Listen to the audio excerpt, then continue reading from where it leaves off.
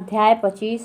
प्रयाग में समस्त महात्मा मुनियों द्वारा किए गए यज्ञ में दक्ष का भगवान शिव को तिरस्कार पूर्वक शाप देना तथा नंदी द्वारा ब्राह्मण कुल को शाप प्रदान भगवान शिव का नंदी को शांत करना। ब्रह्मा जी कहते हैं, नारद, पूर्व काल में समस्त महात्मा मुनि प्रयाग में एकत्र हुए थे। वहां सम्मिलित हुए उन सब महात्माओं का विधि विधान से एक बहुत बड़ा यज्ञ हुआ।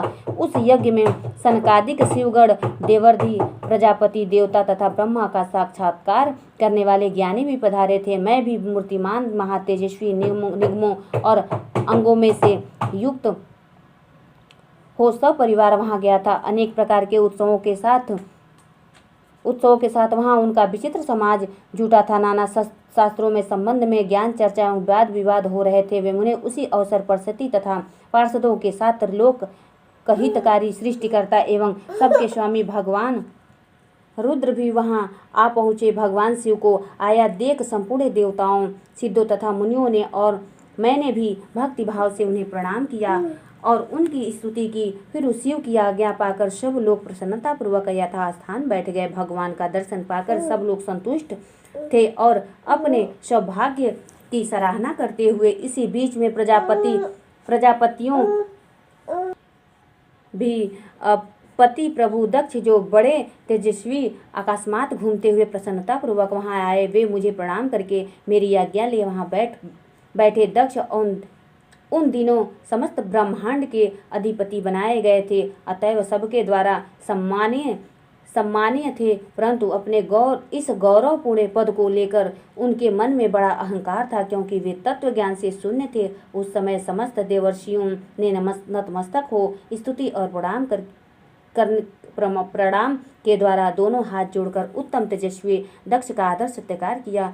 परंतु जो नाना प्रकार की लीला विहार करने वाले सबके स्वामी और उत्कृष्ट लीलाकारी स्वतंत्र परमेश्वर हैं, उन महेश्वर ने उस समय दक्ष को मस्तक नहीं झुकाया। वे अपने आसन पर बैठ ही रह गए, खड़े होकर दक्ष का स्वागत नहीं किया। महादेवी जी को वहां मस्तक झुकाते न देख मेरे पुत्र प्रजापति दक्ष मन ही मन अप्रसन्न हो गए। उन्हें रुद्र पर सहसा क्रोध हो आया। वे ज्ञान शून्य तथा महान अहंकारी होने के कारण महाप्रभु रुद्र को क्रूर दृष्टि से देखकर सबको सुनाते हुए उच्च स्वर में कहने लगे। दक्ष ने कहा, ये सब देवता, असुर, श्रेष्ठ ब्राह्मण तथा ऋषि मुझे विशेष रूप से मस्तक झुकाते हैं, परंतु वह जो प्रेतों और पिशाचों के द्वारा घिरा हुआ मनसवी बनकर बैठा है, वह दुष्ट मनुष्य के समान क्योंकि मुझे प्रणाम नहीं करता। शमशान में निवास करने वाला यह निर्लज्ज जो मुझे इस प्रकार प्रणाम नहीं करता, इसका क्या कारण है? इससे वेदोक्त कर्म लुप्त हो गए हैं। वह भूतों और पिशाचों से सेवित हो मतवाला बना फिरता है और शास्त्रीय विधि की अवहेलना करके निमा मार्ग को सदा कलंकित किया करता है। इसके साथ रहने वाले या इसका अनुसरण करने वाले लोग पाखंडी, दुष्ट, पापचारी तथा ब्राह्मण को देखकर उद्दंडता पूर्वक उसकी निंदा करने वाले होते हैं। यह स्वयं ही स्त्री में आसक्त रहने वाला तथा रति कर्म में दक्ष है, अतः मैं इससे शाप देने को उद्यत हुआ हूँ। यह रुद्र चारों वर्णों से पृथक और कुरूप है, इसे यज्ञ से बहिष्कृत कर दिया जाए। यह शमशान में निवास करने वाला तथा उत्तम कुल और जन्म से हीन है, इसलिए देवताओं के साथ यह यज्ञ में भाग न ले पाए। ब्रह्मा जी कहते हैं, नारद, दक्ष की कही हुई यह बात सुनकर भृगु आदि बहुत से महर्षि रुद्रदेव को दुष्ट मानकर देवताओं के साथ उनकी निंदा करने लगे। दक्ष की बात सुनकर नंदी को बड़ा रोष हुआ।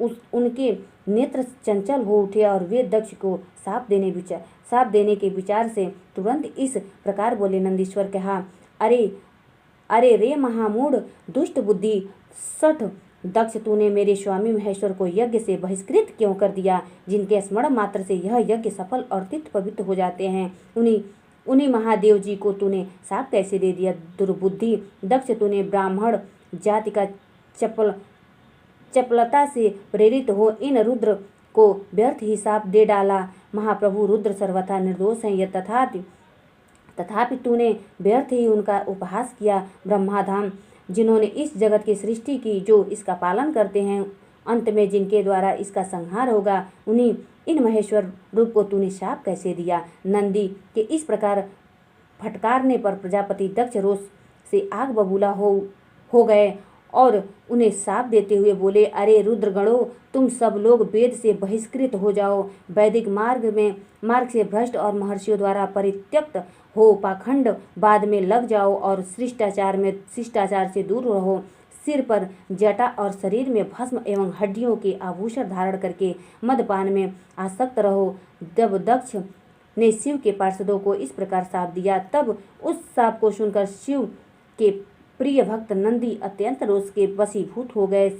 शिलाद पुत्र नंदी भगवान शिव के प्रिय पार्षद और तेजस्वी हैं। वे गर्व से भरे हुए महादुष्ट दक्ष को तत्काल इस प्रकार उत्तर देने लगे। नंदीश्वर बोले, अरे शठ दुर्बुद्धि दक्ष, तुझे शिव के तत्व का बिल्कुल ज्ञान नहीं है, अतः तूने शिव के पार्षदों को व्यर्थ ही शाप दिया है। अहंकारी दक्ष, जिसने चिंतन में दुष्टता भरी उन भृगु आदि ने भी ब्राह्मणों के अभिमान में आकर महाप्रभु महेश्वर का उपहास किया। अतः यहाँ जो भगवान रुद्र के विमुख तुझ जैसे दुष्ट ब्राह्मण विद्वान हैं, उनमें मैं रुद्र तेज के प्रभाव से ही शाप दे रहा हूँ। तुझ जैसे ब्राह्मण कर्म फल के प्रशंसक वेद बाद में फंसकर वेद से तत्व ज्ञान से शून्य हो जाओ। ये ब्राह्मण सदा भोगों में तन्मय रहकर स्वर्ग को ही सबसे बड़ा पुरुषार्थ मानते हुए स्वर्ग से बढ़कर दूसरी कोई वस्तु नहीं है, ऐसा कहते रहे तथा क्रोध लोभ और मद से युक्त हो निर्लज भिक्षुक बने रहें। कितने भी ब्राह्मण वेद मार्ग के सामने खड़े रखकर शूद्रों का यज्ञ कराने वाले और दरिद्र होंगे, सदा दान में लेने में ही लगे रहेंगे। दूषित दान ग्रहण करने के कारण वे सब के सब नरकगामी होंगे। दक्ष, उनमें कुछ ब्राह्मण तो ब्रह्मचारी राक्षस भी होंगे, जो परमेश्वर शिव को सामान्य देवता समझकर उनसे द्रोह करता है। वह दुष्ट बुद्धि वाला प्रजापति दक्ष तत्वज्ञान से विमुख हो जाए। यह विषय सुख की इच्छा से काम रूपी कपट से युक्त धर्म स्थल गृहस्थाश्रम में आसक्त रहकर कर्म कांड का तथा कर्म फल की प्रशंसा करने वाले सनातन वेद बाधक का ही विस्तार करता रहे। इसका आनंदमयी मुख नष्ट हो जाए, यह आत्मज्ञान को भूलकर पशु के समान हो जाए तथा यह दक्ष कर्मभ्रष्ट हो शीघ्र ही बकरे के मुख से युक्त हो जाए। इस प्रकार कुपित हुए नंदी ने जब ब्राह्मणों को और दक्ष ने महादेवी जी को शाप दिया, तब वहाँ महान हाहाकार मच गया। नारद, मैं वेदों के प्रतिपादक होने के कारण शिव तत्वों को जानता हूँ, इसलिए दक्ष वह शाप सुनकर मैंने बारंबार उनकी तथा भृगु आदि ब्राह्मणों को भी निंदा की। सदाशिव महादेव जी भी नंदी की वह बात सुनकर हंसते हुए से मधुर बाणी में बोले। वे नंदी को समझाने लगे। सदाशिव ने कहा, नंदीन, मेरी बात सुनो। तुम तो परम ज्ञानी हो, तुम्हें क्रोध नहीं करना चाहिए। तुमने भ्रम से यह समझकर कि मुझे शाप दिया गया, व्यर्थ ही ब्राह्मण कुल को शाप दे डाला। वास्तव में मुझे किसी का श्राप छू ही नहीं सकता, अतः तुम्हें उत्तेजित नहीं होना चाहिए। वेद मंत्राक्षर में और सूक्त में और उसके प्रत्येक सूक्त में समस्त देहधारियों की आत्मा परमात्मा प्रतिष्ठित हैं, अतः उन मंत्रों के ज्ञाता नित्य आत्म बेता है। इसलिए तुम रोषवश उन्हें शाप न दो। किसी की बुद्धि कितनी भी दूषित क्यों न हो, वह कभी वेदों को शाप नहीं दे सकता। इस समय मुझे शाप नहीं मिला है, इस बात को तुम्हें ठीक ठीक समझना चाहिए। महात्मते, तुम सनकादि सिद्धों को भी तत्वज्ञान का उपदेश देने वाले हो, अतः शांत हो जाओ। मैं ही यज्ञ हूँ, मैं ही यज्ञ कर्म हूँ। यज्ञों की अंगभूत समस्त उपकरण भी मैं ही हूँ। यज्ञ की आत्मा मैं ही हूँ। यज्ञ परायण यजमान भी मैं ही हूँ। यज्ञ से बहिष्कृत मैं ही हूँ। यज्ञ यह कौन, तुम कौन और ये कौन, वास्तव में सब ही मैं ही हूँ। अपनी बुद्धि से इस बात का विचार करो। तुमने ब्राह्मणों को व्यर्थ ही शाप दिया है। महामते नंदीन, तुम तत्वज्ञान के द्वारा प्रपंच रचना का वाद करके आत्मनिष्ठ ज्ञानी एवं क्रोध आदि से शून्य हो जाओ। ब्रह्मा जी कहते हैं, नारद भगवान शंभु के इस प्रकार समझाने पर नंदिकेश्वर विवेक परायण हो क्रोधित रहित एवं शांत हो गए। भगवान शिव भी अपने प्राण प्रिय पार्षद नंदी को शीघ्र ही तत्व का बोध कराकर प्रथम गणों के साथ वहां से प्रसन्नता पूर्वक अपने स्थान को चल दिए।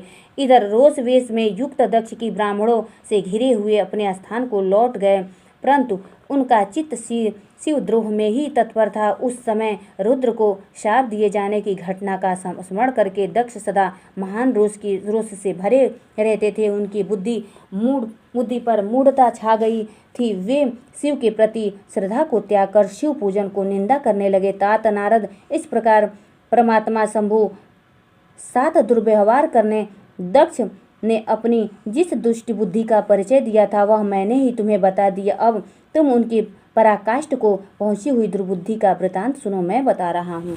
जय गुरु।